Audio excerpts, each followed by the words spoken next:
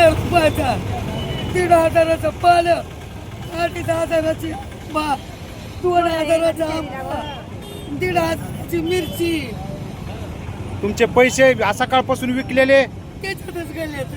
तुमचा जेवणाचा डब्बा त्याच्यात टाकला. या ठिकाणी बघा आहे ना, बरोबर आहे ना. गप्पा आजी गप्पा, रडू नका आता.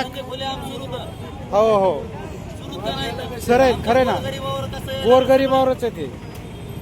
मी तेच बघितलं आता, ते फक्त गोरगरिबासाठीच आहे. श्रीमंताच्या ह्यांच्या दम नाही ह्यांच्याकडे जायला. श्रीमंताकडे कितीतरी श्रीमंताचे अतिक्रमण आहे, तिथं जायला हे नाहीये. हा व्हिडिओ आहे बीड शहरातील बशीरगंज भाजी मंडई परिसरातला. डोक्यावर तापतं ऊन, चेहऱ्यावर वयाच्या सुरकुत्या आणि मनात फक्त एकच आशा, आज थोडी भाजी विकली जाईल तर घरची चूल पेटेल. रोज सारखीच भाजी विक्री सुरू असताना नगर परिषदेच्या अतिक्रमण हटाव मोहिमेचं पथक तिथं पोहोचलं आणि काही क्षणार्धात वातावरणच बदललं. नगर परिषदेची अतिक्रमण हटाव मोहीम सुरू झाली.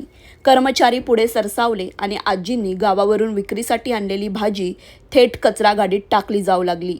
आंबे, भाजीपाला इतकंच काय तर त्यांचा जेवणाचा डबा आणि दिवसाची कमाई असलेले पैसेही क्षणात सगळं काही कचऱ्यात फेकलं गेलं आणि आजींनी टाहो फोडला. 2 वेळच्या भाकरीसाठी केलेली धडपड, कष्टाने आणलेला माल सगळ्या डोळ्यांसमोर कचऱ्यात जाताना पाहून वृद्ध आजींना अश्रू अनावर झालेत.